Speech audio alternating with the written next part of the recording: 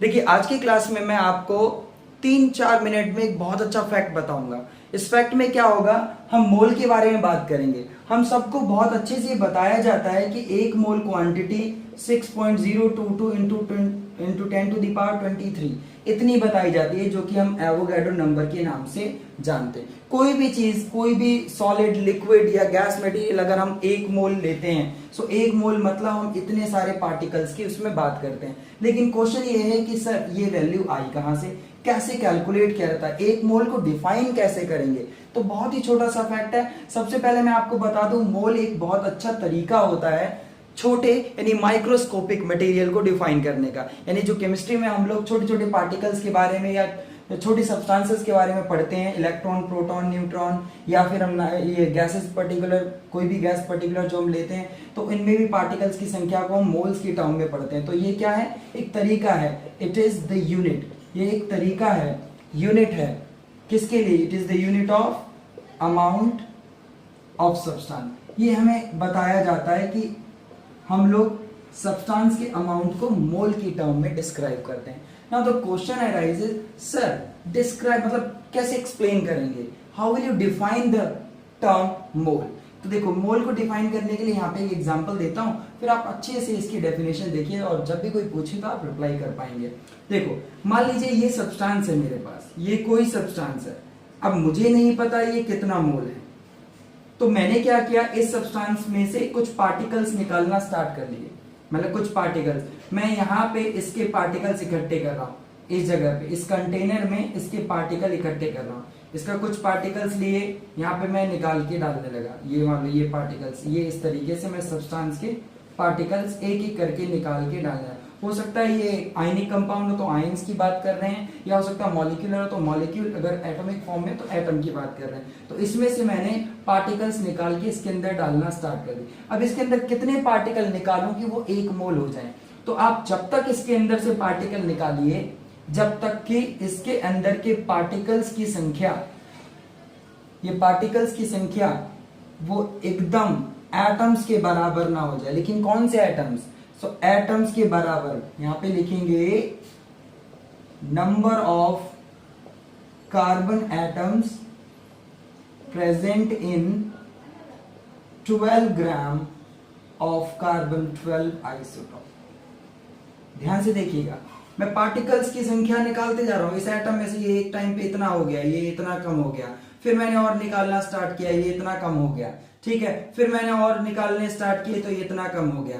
तो अब देखो, जब मैंने देखा कि हाँ मैंने इतने सारे पार्टिकल निकाल लिए और अब ये बिल्कुल इसके बराबर हो गया, ये पार्टिकल जो इसमें से मैंने निकाल के इसके अंदर डाले और ये अब बराबर हो गया। यानी इसके अंदर के जो पार्टिकल्स हैं, चाहे वो एटम हो, चाहे वो मॉलिक्यूल हो, चाहे वो आयन हो, ठीक है, चाहे वो कुछ भी हो, बट उनकी काउंटिंग अगर नंबर ऑफ एटम्स जो कि 12 ग्राम कार्बन, देखिए कार्बन 12 आइसोटॉप है, इसका अगर 12 ग्राम के अंदर जो भी एटम्स की संख्या है, अगर उसी एटम की संख्या के बराबर ये पार्टिकल की संख्या होगी, तो मैं कहूंगा कि ये एक मोल हो गया है। ये कितना हो गया है, 1 मोल।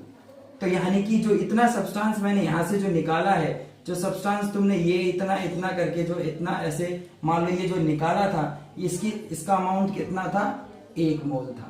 तो आपको समझ आया 1 मोल का मतलब क्या हुआ। तो डिफाइन कैसे करेंगे, जरा देखो, मोल का मतलब it is the mass of a substance containing same number of units। अब ये यूनिट्स जो होती हैं वो एटम्स हो सकते हैं, आयंस हो सकते हैं, ठीक है, या फिर मॉलिक्यूल्स भी हो सकते हैं, ठीक है। Same number of units as there are in exactly 12 gram of carbon 12 isotope. बस ये चीज आप अगर समझ गए ना, आपको एक मोल का मतलब पता है। आपने कैलकुलेशन भी सीख ली होंगी, आप सबको कैलकुलेशन करनी भी आती है मोल की, लेकिन एक मोल होता कितना है आपको यहां से पता लगेगा। तो बिल्कुल वही चीज मैंने समझाई है कि किसी भी सब्सटेंस का वो मास, यानी कि ये जो सब्सटेंस मैंने यहां से निकाला, इसका जो भी मास है जिसके अंदर पार्टिकल की संख्या किसके बराबर हुई, किसके बराबर हुई, 12 ग्राम कार्बन पार्टिकल्स, यानी कि 12 ग्राम कार्बन 12 एटम्स के बराबर हुई। यानी कि अगर ये पता लग जाए कि 12 ग्राम के अंदर कितने कार्बन पार्टिकल्स हैं, कार्बन के कितने एटम हैं, तो पता लग जाएगा कि वो एक मोल के अंदर इसके कितने पार्टिकल्स आएंगे। तो जरा देखें, निकाले एक बार फटाफट, तो चेक करते हैं एक बार अच्छे से। एक मोल की डेफिनेशन भी पता लग गई आपको और पार्टिकल्स की संख्या भी निकालना सीखेंगे। देखो, बाय स्पेक्ट्रोस्कोपी, स्पेक्ट्रोस्कोपी एक टेक्निक होती है, एक तरीका होता है किसी भी पर्टिकुलर स्पीसीज का मास निकालने का, एक तरीका होता है। स्पेक्ट्रोस्कोपी ने बताया कि by spectroscopy mass of 1 carbon 12 atom, एक कार्बन 12 का जो मास, स्पेक्ट्रोस्कोपी एक टेक्निक है, एक मेथड है, ठीक है, एक मेथड है, प्रैक्टिकल मेथड है। तो एक कार्बन का मास इन्होंने बताया कुछ इतना ग्राम बताया। ध्यान से देखिएगा, एक कार्बन 12, कार्बन के 3 आइसोटोप होते हैं ना, तो यहाँ पे 12 जो आइसोटोप है, कार्बन 12, ये इस कार्बन 12 का जो एग्जैक्टली एक सिंगल एटम का मास आता है वो होता है 1.99 into 10 to the power 23, minus की पावर होगा, ठीक है। तो अब देखने वाली बात है कि हमें कैसे पता लगेगा कितने पार्टिकल होंगे, तो हमें 12 ग्राम के अंदर कार्बन एटम्स की संख्या निकालनी है। 12 ग्राम के अंदर हमें कार्बन एटम्स की संख्या निकालनी है। तो देखो, 1 ग्राम ऑफ कार्बन 12, 1 ग्राम के अंदर कितने कार्बन एटम होंगे, देखो 1 by 1.99 10 to the power minus 23 carbon 12 atom. जरा चेक करो 1 ग्राम के अंदर, इस चीज को मैं इधर नीचे लिया है भाई, एक 1 एटम के अंदर, मतलब 1 एटम का मास इतना है, तो 1 ग्राम का मतलब कितने एटम होंगे, 1 बाय रेसिप्रोकल में नंबर आ जाएगा, देखो भाई, है ना। तो अब हमें कितने में चाहिए, 12 ग्राम के लिए, तो 12 ग्राम ऑफ कार्बन 12 आइसोटॉप जो होगा 1 by 1.99 into 10 to the power minus 23 into 12।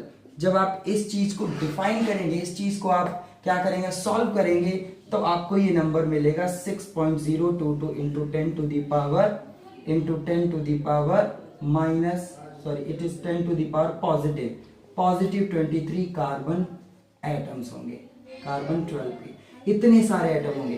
तो बस यही चीज एक मोल कहलाती है। इसी को हम क्या बोलते हैं, एक मोल। तो आई होप कि आप लोगों को वीडियो समझ आई होगी, आपने ये चीज बहुत अच्छे से समझा होगा कि मोल किस तरीके से डिफाइन किया जाता है। होप आपको वीडियो अच्छी लगी, अगर हो तो आप प्लीज इसे लाइक और सब्सक्राइब कर दीजिएगा।